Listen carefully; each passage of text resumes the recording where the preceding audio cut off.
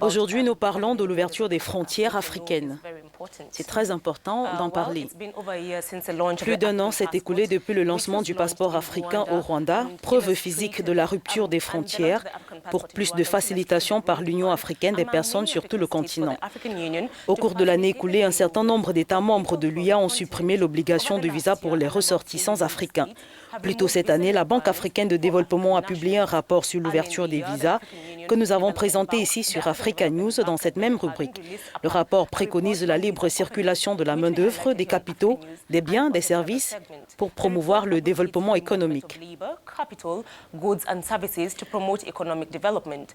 Malheureusement, des citoyens africains ont besoin de visas pour se rendre dans plus de la moitié des pays du continent, dans 55% des cas. Sur les 20 pays les plus à visa ouvert, 75% sont situés en Afrique de l'Est ou de l'Ouest. Aucun en Afrique centrale selon le rapport.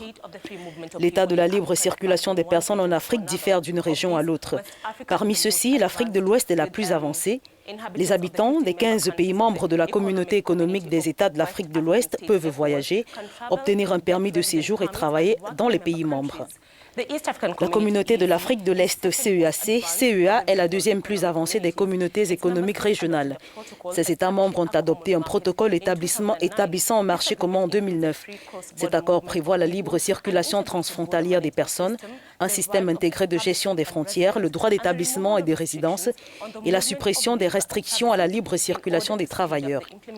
Afin d'accélérer la mise en œuvre de ce protocole, le Rwanda, l'Ouganda, le Kenya ont supprimé les exigences de visa pour les citoyens de la CEA, ce qui leur permet de voyager uniquement avec des pièces d'identité. Alors que la communauté de développement de l'Afrique australe a adopté le protocole sur la facilitation de la circulation des personnes en 2005, il n'a été ratifié que par le Botswana, le Swaziland, l'Afrique du Sud et le Mozambique. Néanmoins, les choses sont en train de changer en Afrique centrale. Il y a une semaine, le gouvernement équato-guinéen annonçait qu'il mettait fin à l'obligation de visa d'entrée pour les citoyens des 6 pays membres de la communauté économique des États de l'Afrique centrale. Selon la décision, les ressortissants du Congo, Cameroun, Gabon, Guinée équatoriale et Tchad n'ont plus besoin de visa pour se rendre en Guinée équatoriale. La République du Congo a également annoncé la levée des exigences de visa pour les citoyens du bloc de l'Afrique centrale. Dans une communication gouvernementale datée du 23 octobre, le ministère de l'Intérieur et de la décentralisation a indiqué que tous les ressortissants de la région CIMAC pouvaient entrer en territoire congolais sans visa pour tout voyage n'excédant pas 90 jours. La décision de dispense de visa a été prise conformément à l'accord conclu en 2013 sur la liberté de circulation en Afrique centrale.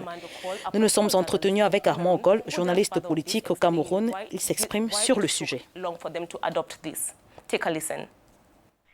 Écoutez, les pays d'Afrique centrale se déterminent par leur égoïsme. Vous avez certainement constaté qu'il y en a qui estiment que parce qu'ils ont connu soit le boom pétrolier ou le boom minier, il était important pour eux de fermer les frontières, de peur que les autres ne viennent les envahir et spolier leurs différentes richesses. C'était le cas notamment avec le Tchad à une certaine époque, mais particulièrement la Guinée équatoriale et le Gabon. Il aura fallu donc que les institutions de Bretton Woods, le FMI notamment, ne mettent la pression pour qu'ils comprennent que le monde étant devenu un village planétaire, les relations commerciales ne se font pas en autarcie, mais de manière tout à fait globale. Et pendant ce temps, la Namibie lançait le projet de suppression des exigences en matière de visa pour les détenteurs de passeports africains, après que le cabinet a autorisé la mise en œuvre de ce processus qui doit être effectué conformément aux procédures diplomatiques. La Namibie commencera bientôt à délivrer des passeports aux détenteurs d'un passeport africain à leur arrivée, ce qui va constituer un premier pas vers l'abolition éventuelle des visas pour tous les Africains. Cependant, aucun délai n'a été annoncé pour la conclusion du régime d'exemption de visa avec tous les pays. La Namibie et d'autres États africains ont longtemps envisagé la possibilité d'un passeport continental commun d'ici 2018 dans le cadre de l'agenda 2063 de l'Union africaine. Selon la politique namibienne sur les visas, le gouvernement autorise les citoyens de certains pays et territoires à se rendre en Namibie pour des raisons touristiques ou commerciales pendant 3 mois avec un passeport ordinaire et des passeports diplomatiques et de service sans avoir à obtenir de visa. Tous les visiteurs doivent être en possession d'un passeport valide pour 6 mois.